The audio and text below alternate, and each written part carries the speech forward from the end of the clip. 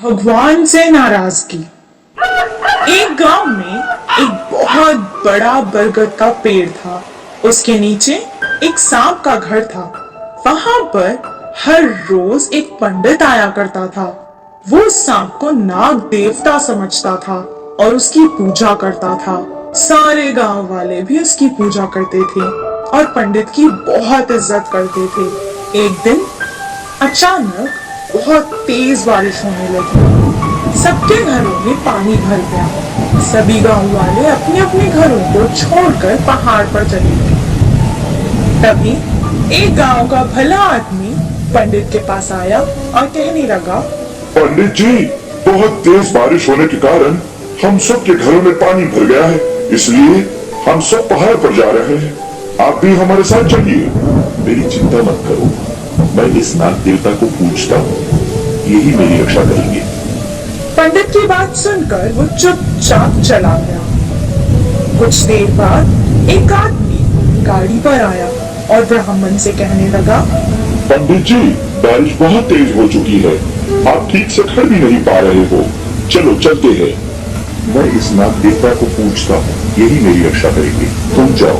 थोड़ी देर बाद पहला आदमी वहाँ एक नाव लेकर वापस आया। वो उस पंडित को कहने लगा, पंडित जी, सारा गांव खाली है, आप यहाँ अकेले हो, इसलिए मैं आपकी मदद करने यहाँ आया हूँ। अगर अभी भी आप नहीं आओगे तो मैं वापस नहीं आने वाला। मैं इस नाग देवता को पूछता हूँ, यही मेरी रक्षा करेगी। मैं तुम्हारे साथ नहीं आ रहा हूँ।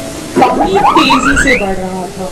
अब पानी उसके गले तक आ गया था। उसे बहुत सर्दी हो रही थी और वो कपकपाने लगा और डर के मारे वो पास के पेड़ पर चढ़ गया। बारिश रुकने का नाम ही नहीं ले रही थी। वो बहुत गुस्से में कहने लगा, ओ शक्तिशाली नाग देवता, मैंने हमेशा आपकी पूजा की है और आप पर ही हमेशा भरोसा किया है।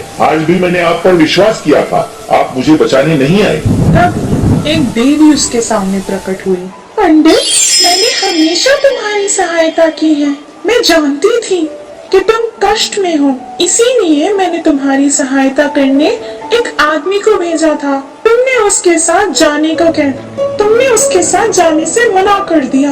मैंने फिर एक गाड़ी भेजी थी, तुमने उस पे जाने से मना कर दिया। मैंने फिर एक नाव भी भेजी थी, तुमने उसमें जाने से मना कर दिया। मैंने तुम्हारी मदद करनी चाहिए। अब अगर तुमने मुझे नहीं पहचाना और यहीं पर बैठे रहे तो मेरी क्या गलती है? इतना कहकर वो गुस्से में वापस गायब हो गई। वो पछतावा करने लगा। कुछ देर बाद वो नाव वाला फिर से वापस आया। पंडित जी, आइए, मेरे साथ मेरी गाड़ी पर बैठ जाइए।